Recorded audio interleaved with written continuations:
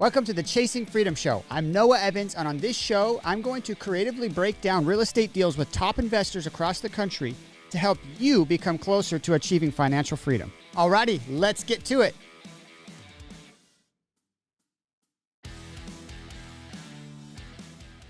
What's up, guys? Welcome back to the Chasing Freedom Show with Noah. Today, I've got an awesome guest, and I have no doubt you guys are going to learn a ton from Austin Rutherford with Elevate Homes. Austin, welcome to the show, brother. Looking forward to being here, my man. Cool. Well, hey, I want to jump into your story because for anyone following you, they see this amazing life, this empire that you've built. And I think the part that we get caught up on entrepreneurship is we forget what you went through to get there. And we think that there's some type of shortcut to success. And so I want to let's start with your why. Like, what got you into real estate? And then I'd love to break down some of the rough parts of this journey that you definitely went through to build this empire that you have. 100%, man. Definitely. So kind of my why, and it's kind of a little bit shallow at the beginning, but honestly, like getting started, like I wanted to be rich. You know, I wanted to have the nice things. I wanted to travel. I wanted to have the cars and the watches and the vacations and the private jets and all those things. And my original dream was to go to the NBA, and that was going to get me rich. Then I fell into real estate. I was like, all right, this works too. So kind of went all in on that. It's changed over time, you know, to like giving back, helping other people. That's what I get true enjoyment out of now. But at the beginning, it was just, you know, I wanted the money to keep it real with you. No, dude, I like that. I think that's huge too, because it's like sometimes I think people feel guilty by being honest with themselves. But I think you got to be honest about your why, because that's what gets you up in the morning, you know? For sure. Absolutely, 100%. man. I love that. So, okay, so you started off, you wanted to be wealthy. How did you stumble upon real estate? Yeah, so the basketball was my life. Like I went to prep school out of high school to play it. I did it 24/7, 365, and you know, kind of fell out of love with that dream and kind of felt lost. You know, like a lot of people at some point in their life, whether they're going through a relationship breakup or they get fired from a job or whatever it is, like I felt like I had nothing to do with my life. I was like, well, what do I do now? And for whatever reason, I turned to books. Somebody gave me a book. It was called Think and Grow Rich by Napoleon Hill. Yeah. Amazing book. Highly recommend reading it. And that's really what changed my life. I read that. It opened me up to the possibilities of real estate. I started journaling. I was on my rooftop. There was like a 6 or 9 unit apartment building across the way, and it clicked. It was like, if all those people are paying one person rent, like he's got to be making money. And I was like, all right, that's all I needed to hear. Fell in love with real estate, you know, started buying, you know, little books, you know, $10, $20, $100 little like, you know, real estate package things, and moved back home to Ohio. Ended up buying my first rental property when I was 20, was broke after that because I put all my money into it. Met a mentor, learned how to flip houses, flipped my first house at 22, made $100,000 in profit, reinvested it, and then business just took off from there. Let's break down just a small part of that story. When you reinvested that $100,000, what did you reinvest it into?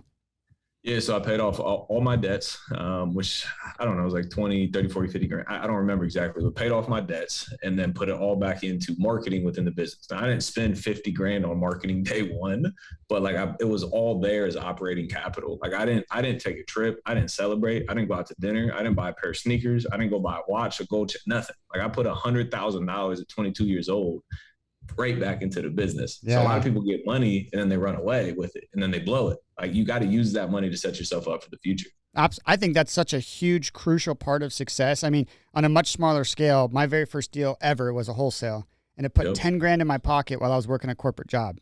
That 10 grand was equivalent to like 3 months of pay for me. Facts. So, and the same thing, I was actually scared. And I think if I would have invested right away, I think I could have had some compounding results, but I was like, you know what? I'm going to sit on this 10 grand and not touch it for 90 days. And then I'll decide what I'm going to do with it after. 100%. But I've seen it, you know, you hear a lot of the stories that the people get their first big check and all of a sudden they pull up in a new Range Rover and you're like, dude, that's not permanent success, man. Okay. So let's jump into the next part of this next part of this transition. For you to get from 21 years old, buying your first house, 22, flipping your first house to where you are now.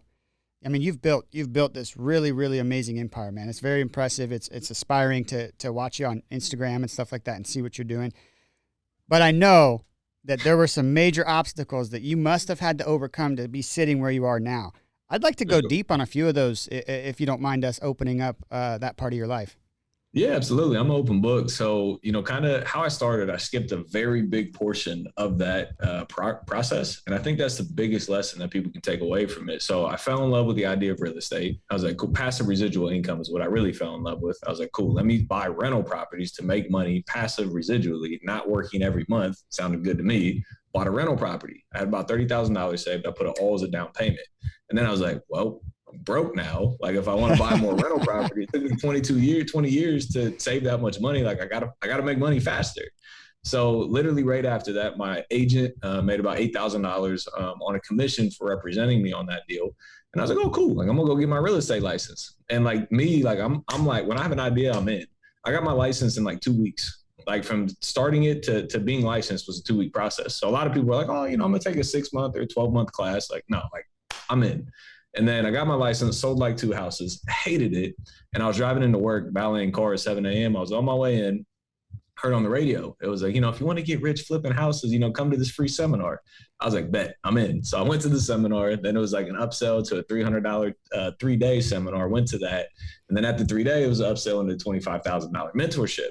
And it felt right? I was like, I'm in. So I lied about, how much money I made, opened up a bunch of credit cards, maxed my credit cards out, joined the program. Thought I was going to get rich overnight. This is kind of where the story starts, right? Like I paid $25,000 on a credit card, 18 months, no interest. I think I was at the end of 20 or the beginning of 21 years old. So still very young, 18 months, no interest. I was like, this is it. From that day to the day I made money flipping houses was 16 months. It was 16 months of valeting cars 50 to 60 hours a week, every single week for the entire 16 months. Going to college, taking 15 credit hours. That's a whole full-time job in and of itself. So technically like 2 full-time jobs and trying to start my real estate business on the side for 16 months straight. Like I remember driving home from work one day, I fell asleep at the wheel because I was so tired. And I hit the curb, woke up, I was driving 50 mile an hour on the sidewalk with a light pole in front of me.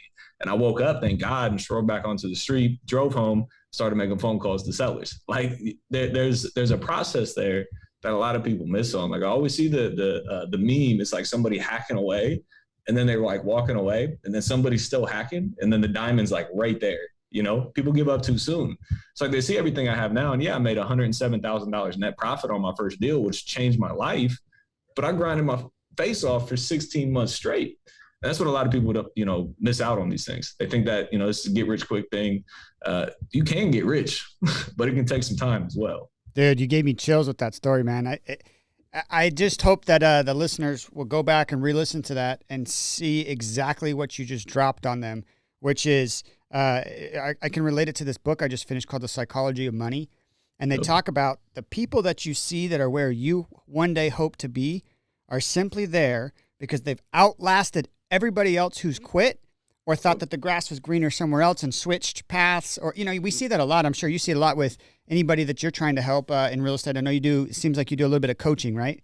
Yep, as well. yep. Yeah. So it's like, that's like so frustrating to watch. Like, there's been a couple people who have come under me and seek my mentorship. And it's like, they're in it for 6 months. And then about that 5-month mark, you start to see them start to phase out. And they're like, I don't think it's for me, man. I thought this was going to be quicker. Work. Yeah, it doesn't work. And I'm like, stay in it. If you quit, you have no chance of success now. But if you keep 100%. going, you never know how much further you have to keep digging to find that diamond you're talking about. 100%, man. Yeah. Like it blows me away. Like one deal can change your life. That's it, by the way. And a lot of people, which is crazy to me, they're like, it doesn't work. I made a post on it this morning. People are like, people think everything in life is a scam.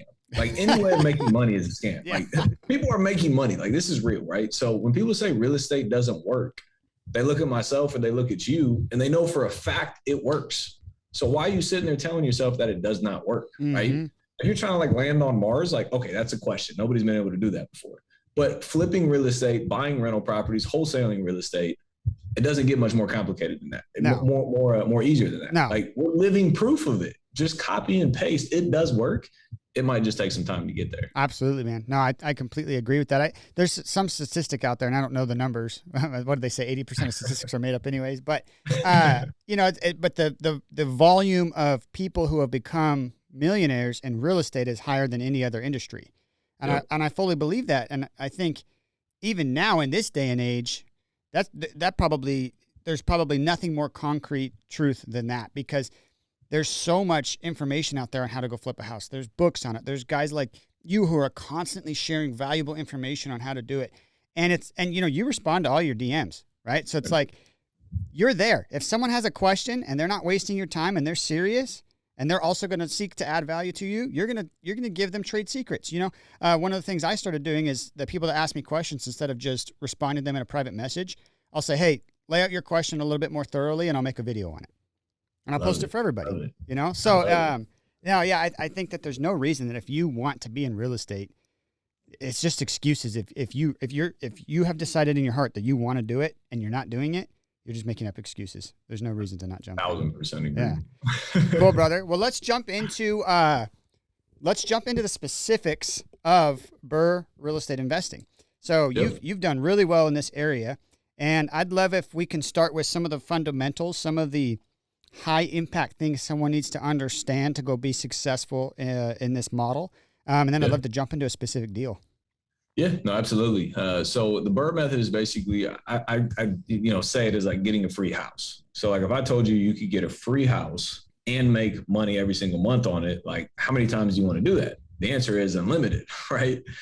So what is the Burr, right? It's buy with other people's money, renovate with other people's money, rent it out, refinance it with the bank to stabilize it, and then repeat the process time and time again. So the key thing here is having access to what we call private money lenders to be able to fund these deals so you do not have to use any of your own money.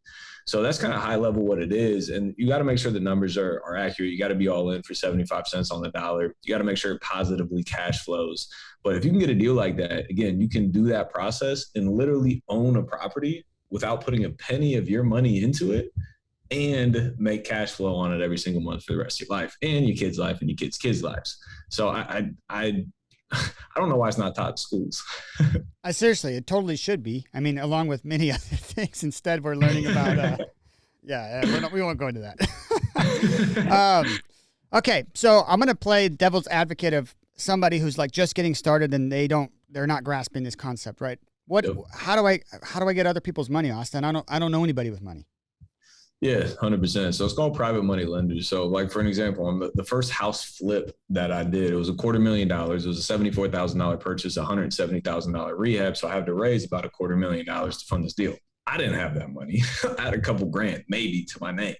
So before that, I've been networking in real estate trying to learn, right? So short answer, money's everywhere. But how I came to get this person is I was networking at a real estate meetup about a year prior. It's going around, working the room, talking to people. I ended up talking to this lady. She's like, yeah, I'm starting to get into real estate. I was like, hey, me too. She's like, yeah, I've been working. I got a retirement account. I'm rolling it to a self-directed IRA. And, I'm going to use that to invest into my own real estate deals. I was like, oh, that's awesome. Best of luck to you. Exchange numbers, parted ways. A year later, I got this deal. So I was sitting there like, all right, well, call my parents, call my aunt, call my uncle. And nobody had enough money to like fund the deal.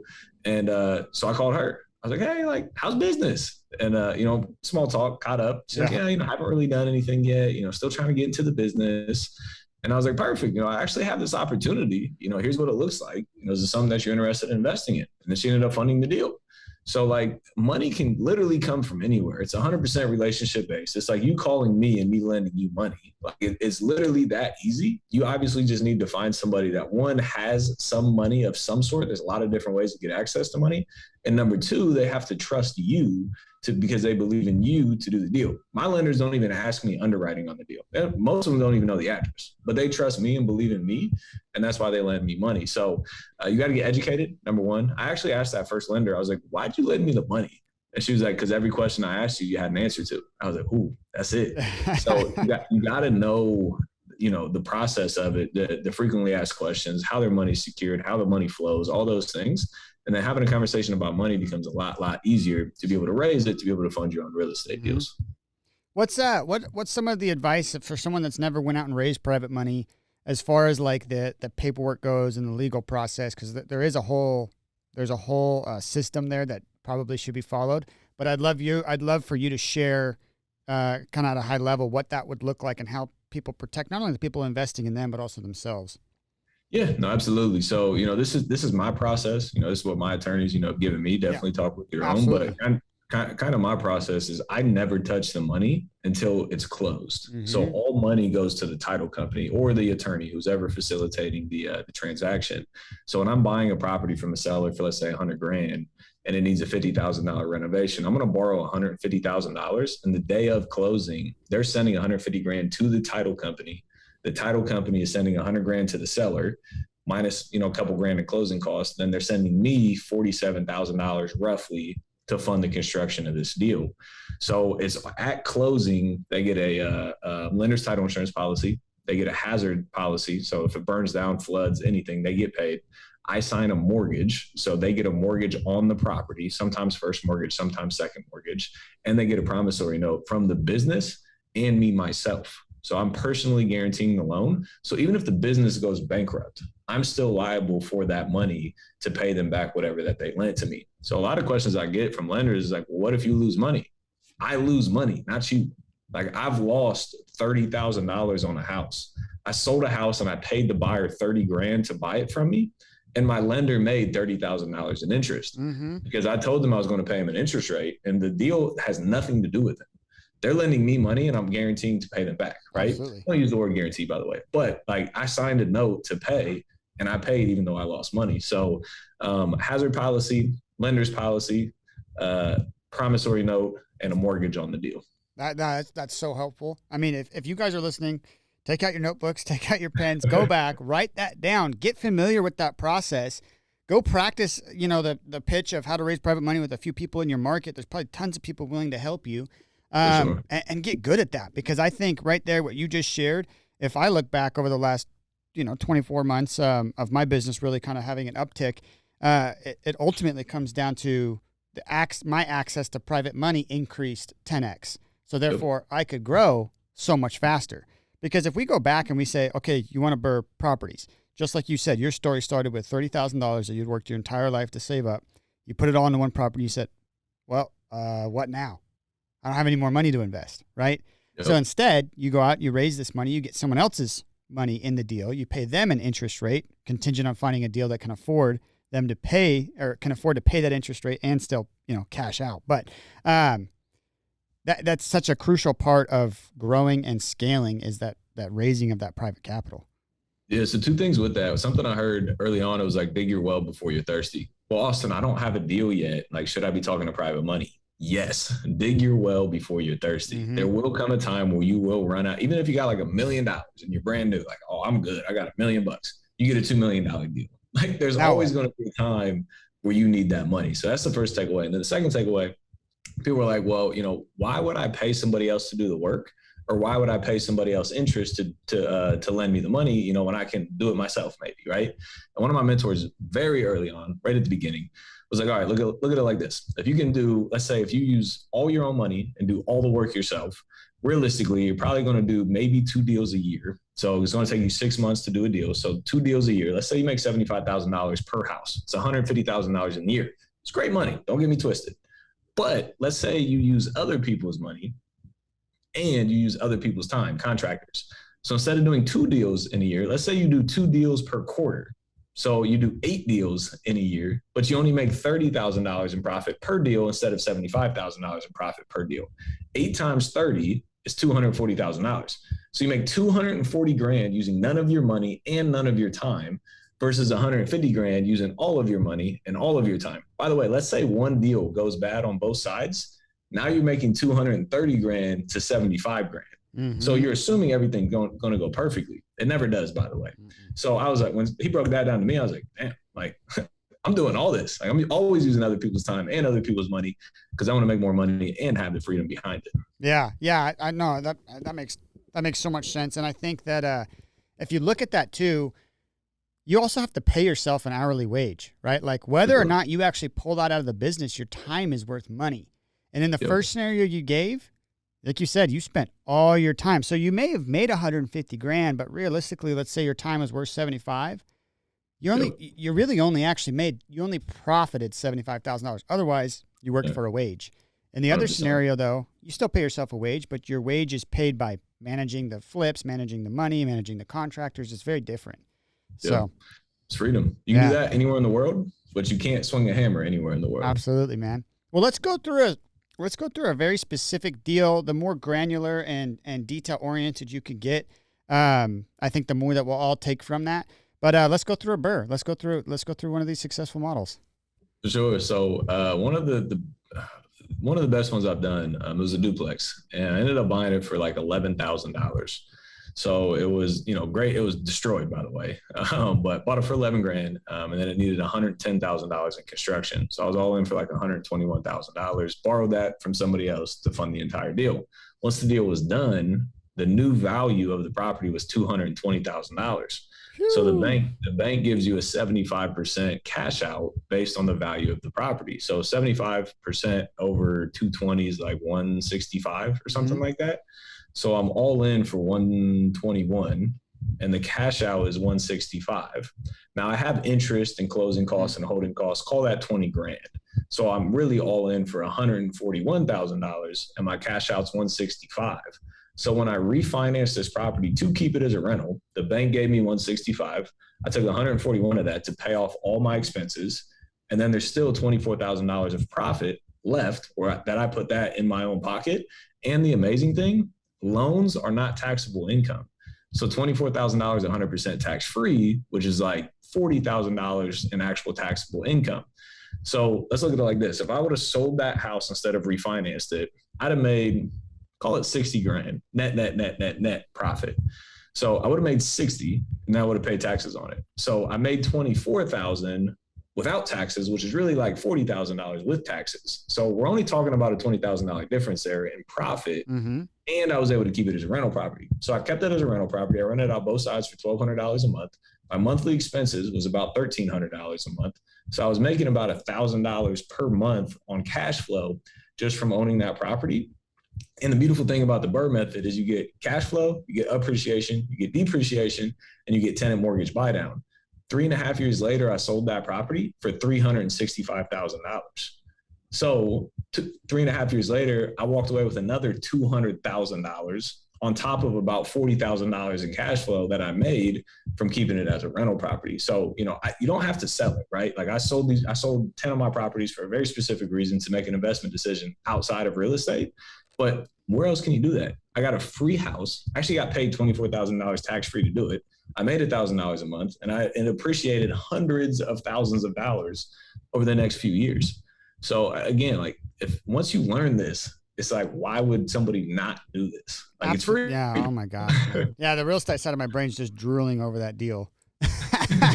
That's a really, really good one, man. That's cool. Well, hey, if you don't mind sharing, what did you end up selling all of those other properties to go into? Was it crypto or?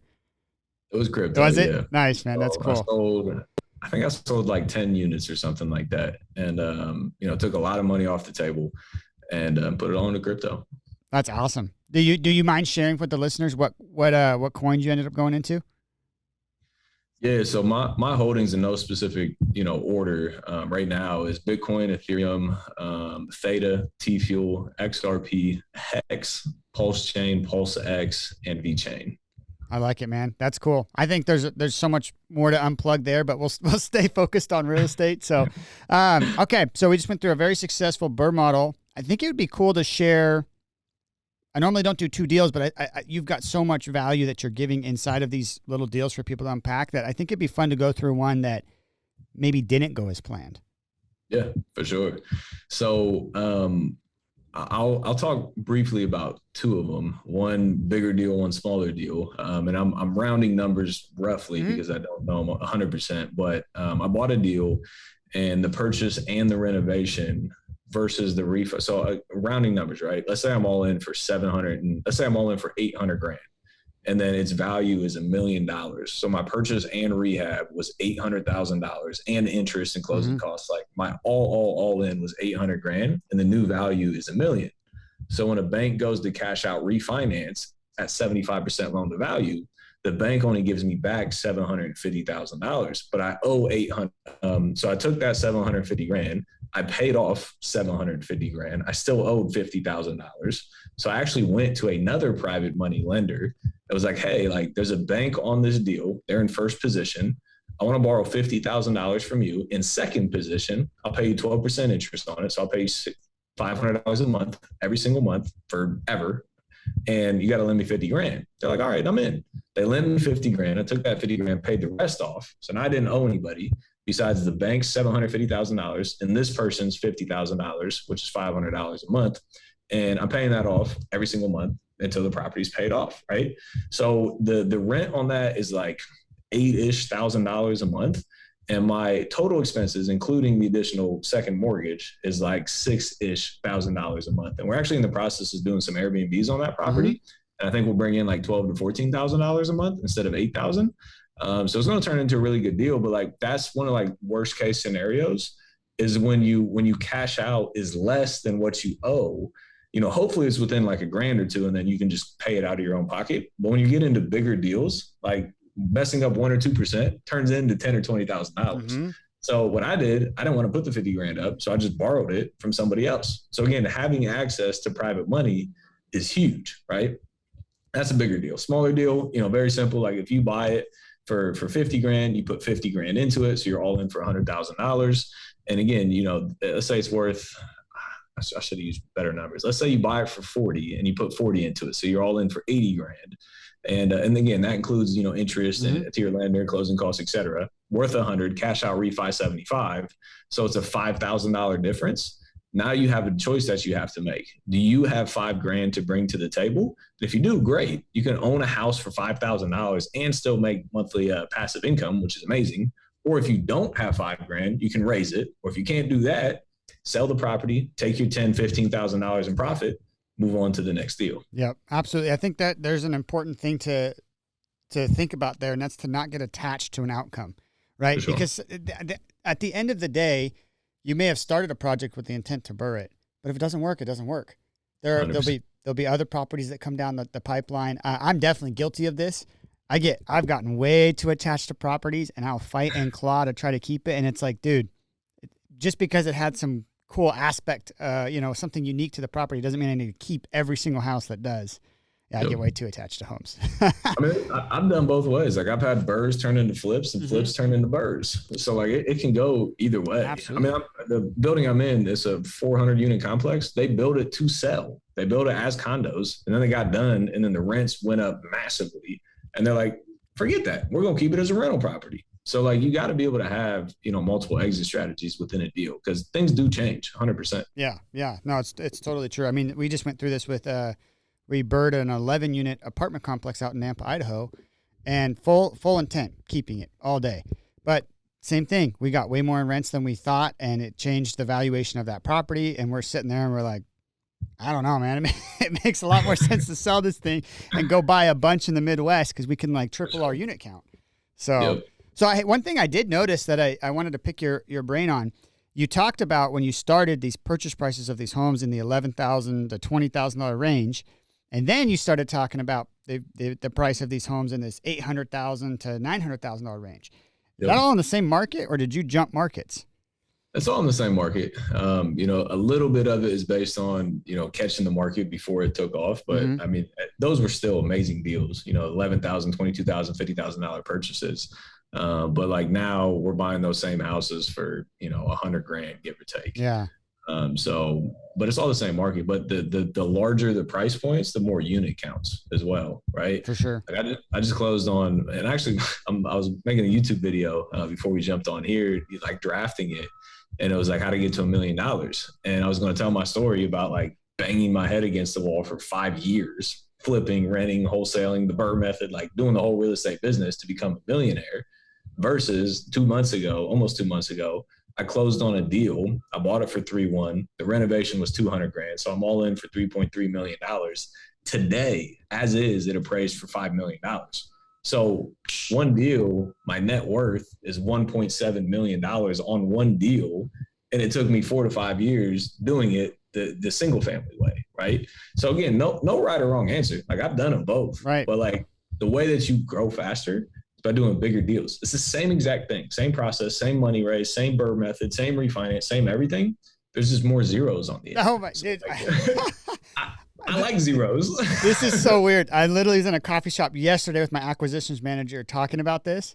But I think that the one part of it that is we should talk about is its confidence, right? So It's a lot easier for someone who's maybe never done a deal to conceptualize, okay, I have $100,000 of debt on this property. 50 of it's for the purchase and 50 of it's for the rehab. And I'm not going to lie. I deal with, the average purchase price out here in Boise, Idaho is like $350,000. And then we're raising about 100 for rehab. And, we're on average, we're selling for right in that 5 to 6 range.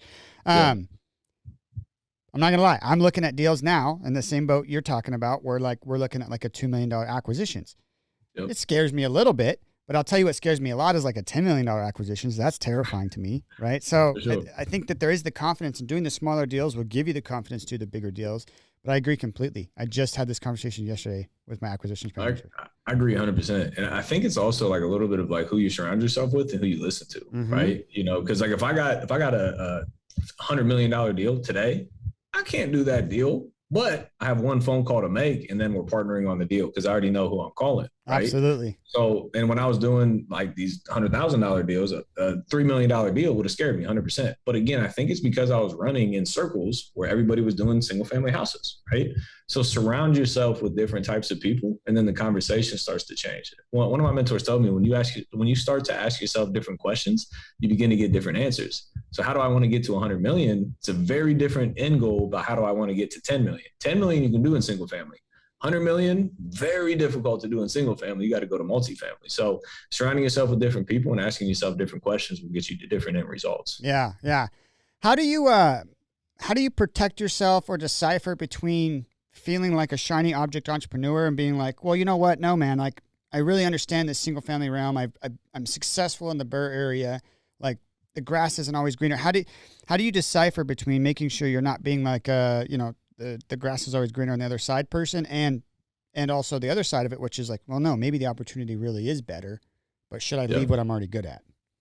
For sure. So people I always get the question like, how should I start? Should I start with single family, multifamily, big rehab, little rehab? And I'm like, start with whatever opportunity presents itself first, right? Like that's how I got into multifamily by just regular deals, right? And just happened to be, boom, here's an 8-unit apartment complex. It's like, oh, cool. Sounds like a good deal. Let's do it, right? So I haven't necessarily just targeted one or the other, right? I've just marketed, and then whatever opportunity comes my way, real estate wise, I find a way to make money on it. Whether I can do it myself and flip it, whether I can't do it and I want to wholesale it, whether I got to, find some way to get a bigger deal done. Again, I haven't ran into that issue, like $100 million deal yet. Hopefully I do very soon. But I've just found a way to get the deal done. So, it's different than just marketing to like 100+ unit complexes. Mm-hmm. Like, again, you can do that, right? And you can call, the GCs, the Tim Bratts, those guys, if you get an opportunity, but you're going to get a very, very, very small piece of that for bringing the deal to the table. And again, nothing wrong with that. That small piece, your next deal, you can have a huge piece, right? So there's no right or wrong answer to it. I've just taken the route of marketing in general, and then whatever good opportunity comes my way, figuring out a way how to profit on it. I like that, man. I think that probably clears up a lot for a lot of people. Cause I mean, even I run into it. Sometimes I feel guilty looking at an RV park and I'm like, oh man, I would love to do this deal, but it's so far out of my realm. And I'm like, I financially have the ability to take it down, but does that mean that I should, So. In my opinion, what I would do, so like growing up through business, I was like, bro, I want 100% of this grape, right? And it's changed a lot over the last few years. It's like, I just want pieces of stuff now, right? Mm-hmm. So if I got an RV, I don't know how to do an RV park. I have zero idea, but I know the person I would call right now because I know the person that does RV parks and owns thousands of them, right? Boom, I'm calling her. I'm getting 10, 20, yep. 50% equity in the deal, whatever it is, and we're going to do the deal together. So like I'm with you 100%, but I'm not trying to figure that out anymore. I'm just making the phone call, connecting the pieces, and getting a piece of the pie. Yeah, that's funny you said that because that's what I did. I made that phone call. I love it. I love it. Sweet, brother. Well, we've got some awesome questions for you. One of them actually came from my acquisitions manager Justin. We were talking about you coming on the show yesterday. And he's like, man, I got a good question. You should ask him. So I wanted to give him the shout out for coming up with the question because I really liked it. Sure. He wanted to know if you lost it all today, how would you get it back? Man, do it all over again. I would, number one, networking is everything. So the power of the people you surround yourself with, having guys like me when I started and I was able to like connect with that person, game changer, right? So I'd go to every networking event humanly possible. And then I would start marketing as much as I could afford. Whether I had $100 a month, $0 a month, or $10,000 a month, I would do some sort of marketing, whether that's cold calling, SMS, door knocking, physically going out, knocking on doors, cold calling on the phone myself, whatever it was, do as much marketing as possible, because deals do not come without marketing, right? You can't get a deal without a deal. The only way you're going to get a deal is by swinging the bat. So you got to talk to people to even be in the realm of possibility of getting a deal. And then the other bigger thing for me, I was a one-man show for like the first 3 to 4 years of my business, right? I was making great money doing it, but like I was working 20 hours a day, 7 days a week, like every day. And I wish I would have outsourced and hired sooner, hired the cold callers, hired the assistants, hired the acquisitions people. Once you start making a little bit of money, build a team so you can grow a lot faster. That's definitely something I would have changed. Absolutely. And if you hire the right people too, like they bring ideas that sometimes you're just looking right past. 100%. You're in the trenches. You can't sometimes see that there's an opportunity just sitting right there. And that's something I've tried to be mindful of, is like a lot of times they'll bring up ideas and sometimes I shoot it down too quickly. And I'm like, you know what? No, hear them out, listen to them. Yep. Sometimes they got better ideas than me. I mean, some of the stuff they come up with made the company a ton of money. And I'm like, wow, I feel stupid for not seeing that. But I mean, that's the value of having a team. So 100%. Cool. No, that's a great answer to that question. Okay, so we had another question. These are some of the standard questions for the show. So, what is your idea of chasing freedom? What does that look like for you? Freedom, like literally being anywhere at any time in the world without having to be tied to anything. So, I mean, making a move to Florida was like, I'm from Ohio. Making a move to Florida was a big thing because like I was scared to walk away from the business. And, a lot of things happened within my business, within my life. I was like, man, F this, like I'm out. So, move to Florida. So that is freedom, right? We're going on a 1 or 2 month vacation, hopefully 3-month vacation later this year. And like, I want to be able to do that and not have to worry about money and not have to worry about finances and not have to worry about those things. So, I mean, freedom to me is like, it's not necessarily financial freedom. Some people can be completely happy with $100,000 a year, which by the way, is very simple to do, right? If you want to make $10 million a year, very different. My lifestyle, I need to make a lot of money. My lifestyle that I want to live, I need to make a lot of money. But freedom. A lot of people build a business first, which is what I did at the beginning of my career, and then try to fit life around that business. And then you don't have time for life because you build a business.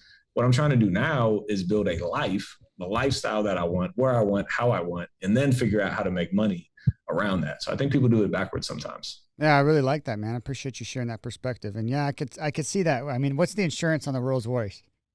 What's the insurance on that alone? I'm gonna keep it real with you. I don't even know. I love it, dude. My girlfriend asked me the other day. She's like, "How much does it cost to fill the gas tank up?" I was like, "I have no idea." Like, that's $100-ish, but like, you shouldn't be buying it if you got to ask those questions. Yeah. Yep. All right. So I won't buy one yet. Oh man, that's funny, bro. Okay, so if we go back and look at your journey from 21 years old, buying your first house till now, along that journey, what are the things that you're the most grateful for? Look, like making money is great, right? But I'm very conscious now of my time. So, being able to spend time with my family, they're going on my mom and my dad are going on a vacation, a cool one. I gave them a stack of cash. I was like, hey, like, thank you for, raising me, like go out here and enjoy this stuff, flying in first class to St. Martin, the day before, 24 hours. I was sitting there literally. I was like, why is my family not here? Called my mom, and my dad. I was like, y'all want to come? They're like, I don't know. I was like, you got the first flight out. You're in first class. Like I got goosebumps just talking about this. It gave me chills, man. Yeah, that's cool. What I love doing. Helping the people that help me and helping people that I don't even know. That's what my fulfillment comes from now. Dude, yeah, you just sent the goosebumps all down my back, man. I was able to take my mom on her first trip kind of out of the country. We didn't want to have to worry about passports, but I was able to take her to Puerto Rico this last year.